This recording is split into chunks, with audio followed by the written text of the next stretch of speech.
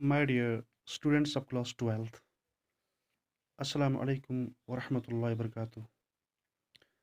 I'm Pir Majid, and today I have selected one of the poem from your textbook, and the title of the poem is Punishment in Kindergarten. One of the best poem of Kamala Das. Kamala Das was a flamboyant and mentally very strong poet. Before me, she was a Kingspin poet of her age. So far, I have seen the thematic catalogue of the poem is verily a reflection of a teacher. I think there are two types of teachers. One, the proactive, and the next is retrogressive half-backed. While going across the poem, I have seen the difference between the two. One, the proactive, next half-backed. Let's go, let's see, let's try to analyze from students through. You will find differences very clear in the poem. अब इस poem पे मैं आगे काम करने जाऊंगा. देखते हैं ये poem है क्या और किस बारे में. आज मैं सिर्फ और सिर्फ इसके थीम पे जाऊंगा. इंशाल्लाह ताला कल नेक्स्ट वीडियो में पूरा poem पे ही हम काम करेंगे. लेकिन मेरे इस थीम में एक आउटलाइन होगा और उस आउटलाइन के ज़रिए से मुझे लगता है कि आप बेस्ट जज करोगे और आपको कुछ ज़्यादा डिफ़िकल्टी भी नहीं होगी आगे चल के इसको समझने में, कंप्रहेंड करने में. So let's start. देखिए जो कमला दास, जैसे मैंने कहा कि एक फ्लैम्बॉयंट टाइप ऑफ पोएट थी, मेंटली वेरी स्ट्रॉन्ग थी ये. इतना ही नहीं, उस दौर जो वो दौर था, उसका अपना दौर था. एक बेहतरीन शायरा थी ये. तो अल्हम्दुलिल्लाह शायद फिर उसने इस्लाम भी कबूल किया था. Let's see. ये एक ऑटोबायोग्राफिकल पोएम है.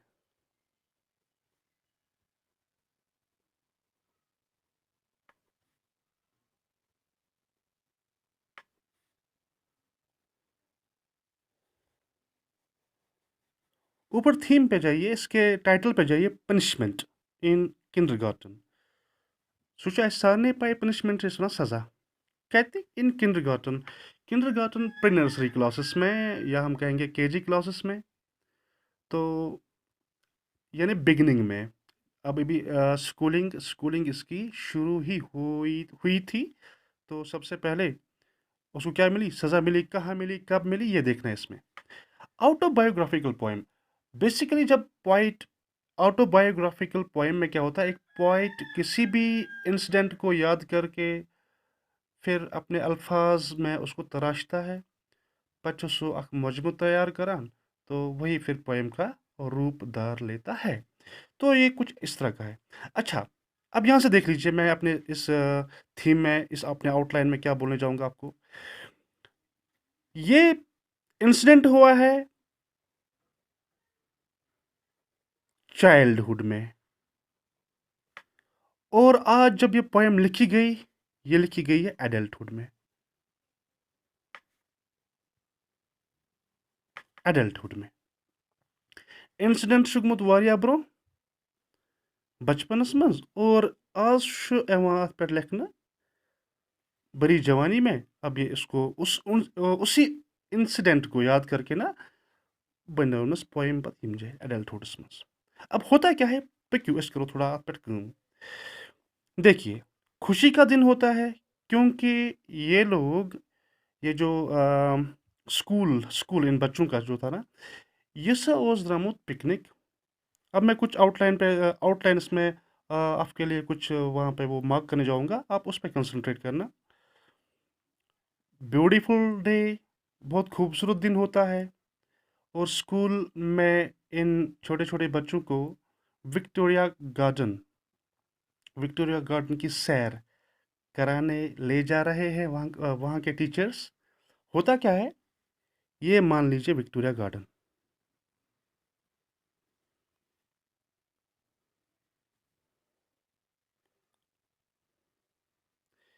ये है इसकी एंट्री.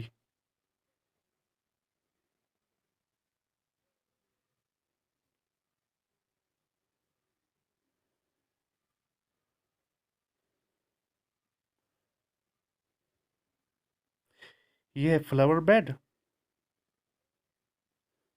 ये है लॉन, यहाँ पे ये वाला एरिया, ये भी लॉन है और ये भी लॉन है। अब देख लीजिए, पिकनिक का दिन, बहुत ही खूबसूरत दिन, बहुत ही खूबसूरत दिन। और पोएम में इसको पोइट ने हनी कलर्ड डे लिखा है, Honey coloured day, Honey coloured day of peace, यानी बहुत ज़्यादा खुशी का दिन था छोटे बच्चों के लिए, क्योंकि ये कहाँ पे जा रहे थे, सैर सपाटे के लिए जा रहे थे। अब देख लीजिए होता क्या है, ये आए किस में, विक्टोरिया गार्डन में। ये है फ्लावर बेड, जिसको मैं यहाँ पे मार्क कर रहा हूँ, फ्लावर बेड। इसके बिल्कुल किनारे पे ये मान लीजिए एक हेज है। इतने वुचान कि अक्सर सु चमन तैयार करान, अत नबर किन तुम तुम पोश वोश लगान या तुम एवरग्रीन लगान, सो वो बनता है हेज। ये ठहरा इसका हेज, ये वाला। और हेज के बिसाइड्स में यहाँ पे ये है फ्लावर बेड। और यहाँ पे नन्ही सी मुन्नी सी एक प्यारी सी बच्ची होती है, यहाँ पे अकेली। बाकी बच्चे यहाँ पे ठहरे क्लस्टर में।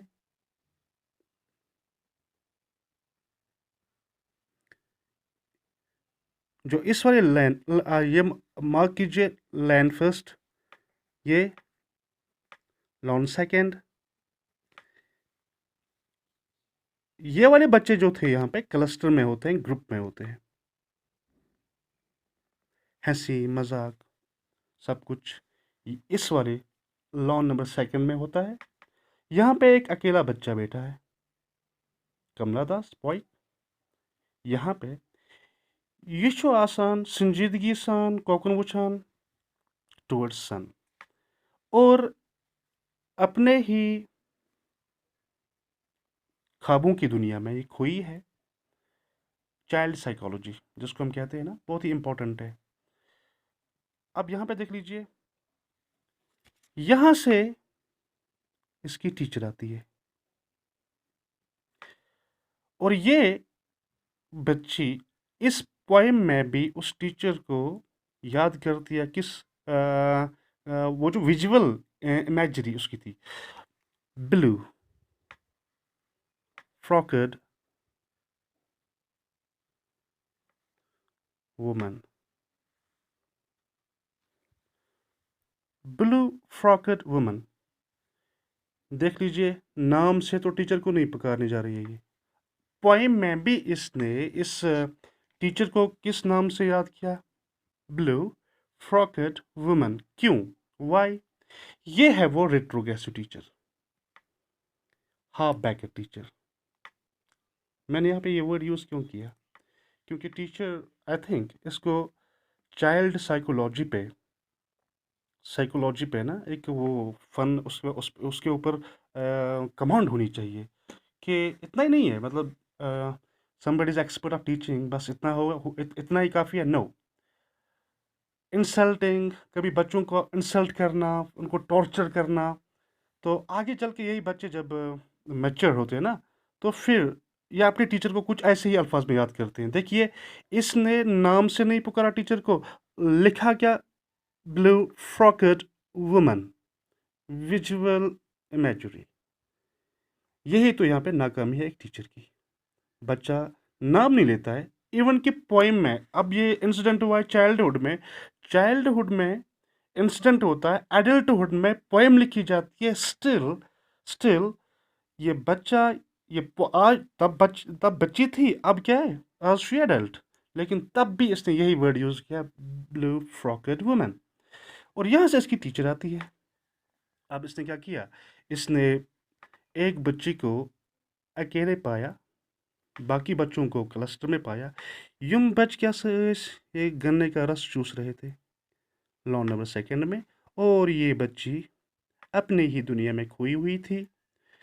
एक नज़र कभी फूलों के इन कियारियों पे, और कभी कभी ये घूर रही थी किसको, सन को। दिन गजब का था, लेकिन कब तक? बड़ी खुशी का दिन था, कब तक? जब तक ये टीचर यहाँ से आती है और शाउट करती है, चिल्लाती है। किस पे? इस बच्ची पे। और आप पोइम में आप देख लीजिए, वहाँ पे फॉर योर काइंड इन्फॉर्मेशन, वहाँ पे पॉट्स एंड पेन्स लिखा है। पॉट्स एंड पेन्स वो क्या होता है? काफ़ी गुस्से वाले अंदाज में बात करना। जैसे कि मतलब वो हर्षली हर्षली कोई बात करता है ना, तो उस अंदाज में बात करना, दैट्स कॉल्ड। वहाँ पे इसने इसी पॉट्स एंड पेन्स इसलिए यहाँ पे यूज़ किया गया। ये चिल्लाती है, किस पे चिल्लाती है? इस बच्ची पे। कि क्या कुनी कराए थी। आइडियल टीचर होती तो ऐसा नहीं होता, क्योंकि यहाँ पे जब भी हम पिकनिक में जाते हैं ना, तो हमें फ्री हैंड मिलता है, बच्चे को फ्री हैंड मिलता है। और अब टेस्ट को स्पॉइल करने के लिए कौन कौन आया यहाँ से? इसकी टीचर आती है और इस पे चिल्लाती है। और बाकी लॉ नंबर थर्ड से जाहिर होती है, ये छ यिम जगह पे यवान, अत पे यवान टॉर्चर करने यिमिस बच्चस, इस लॉ नंबर फर्स्ट मज छ खड़ा। अत पे क्या छ गसान? ये जो लॉ नंबर सेकंड, इस लॉन में जो बच्चे बैठे ना क्लस्टर में, हम छ अमिस असन तरावान, और ये असन क्या छ गसान अमिस वारिया ज़्यादा मुश्किल। एक, वो जो उसका मतलब वो जो ताने थे उसके, इस टीचर के, किसके ऊपर कसे उसने? इस पे, इसके मतलब कमला दास पे। तो उस चाइल्ड पे जो वो अकेली बेटी थी वहाँ पे, ये क्या सच नहीं, बच हका ये डाइजेस्ट करित की। उसको बहुत बुरा लगा और इसने क्या किया? देखिए पोइम में फिर इसने क्या किया। इस पोइम में ये लिखती है कि मे सा कर कम, मे सा कोर पुन पन हाइड बिहाइंड दिस हेज। बस रूजस रूजस चूरी कम कत पे कि यम यत यम जो पोश पोश कुल छ, इनके पीछे मैंने अपने आप को हाइड किया। और जब मैं इनके पीछे छुप रही थी, मे सा लब अत ज चीज इस पे असर करा। एक, फूलों की खुशबू, फ्रेग्रेंस। दूसरा,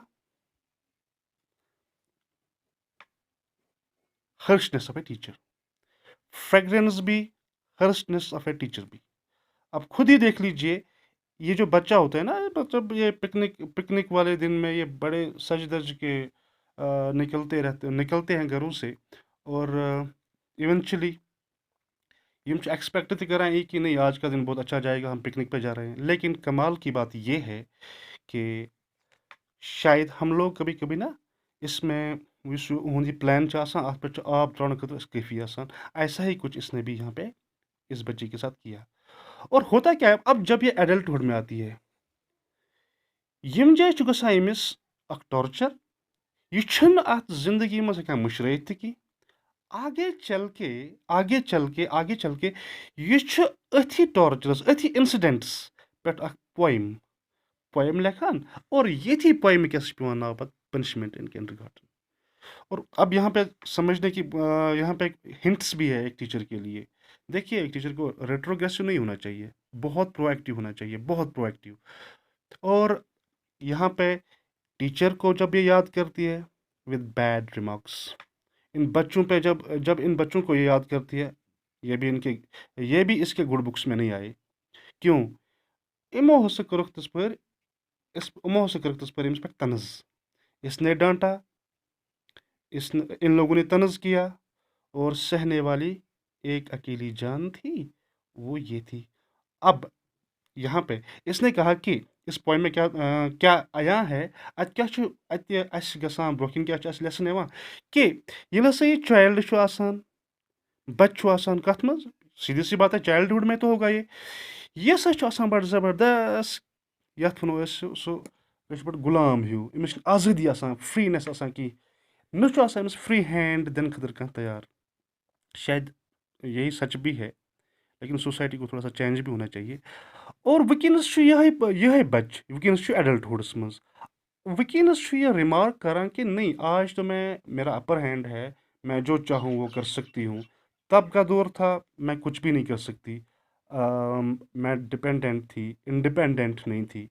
देख लीजिए, यहाँ पे किसी की इंडिपेंडेंस को मारना नहीं चाहिए, किल नहीं करना चाहिए, असैसिनेट नहीं करना चाहिए। सो तभी तो ये पोएम बचपन बचपन से निकली है और एडल्टहुड में लिखी गई। सो प्यारे बच्चों, यम जाए ये सिर्फ आउटलाइन अख ब्रोकन थोमुत। मैंने भी इस पे काम नहीं किया, मतलब मुझे मतलब टेक्स्ट पे जाना है, अस तम जाए पत नरेशन अमिच करें। मैंने वहाँ पे काम नहीं किया, बस इस पोएम को मैं कल देख रहा था। तो देखते जब देखा, स्टिंजा वाइज देखा, तो थोड़ा सा फील हुआ कि as a teacher one should be very strong. Strong क्या मतलब, स्ट्रांग स्ट्रांग ही नहीं होना चाहिए एज ए टीचर। कैसे आसन बेस्ट एंड आइडियल टीचर हर लिहाज से। तो हमेशा बच्चों को ना मतलब यहाँ पे वो बूस्ट करना चाहिए, सो दैट कि कभी किसी बच्चे के वो जो सेंटिमेंट्स हैं वो हर्ट नहीं होने चाहिए। और जो यहाँ पे इस टीचर ने किया, दैट्स वाई अब ये हिस्ट्री बनी, और हिस्ट्री में अभी भी कमला दास ब्लू फ्रॉकड वुमेन के नाम से इसको याद करती है। अभी खुद ही अंदाजा लगाइए कि क्या ये आइडियल टीचर हो सकता है? No, never, never. So with this, आज तो मैं इतना ही आपके सामने ये आउटलाइन लेके आया था। इंशाल्लाह नेक्स्ट वीडियो में अच्छे से हम काम करेंगे इस पे, and I am cocksure कि आप वी विल एंजॉय। तो तब तक के लिए अल्लाह हाफिज़।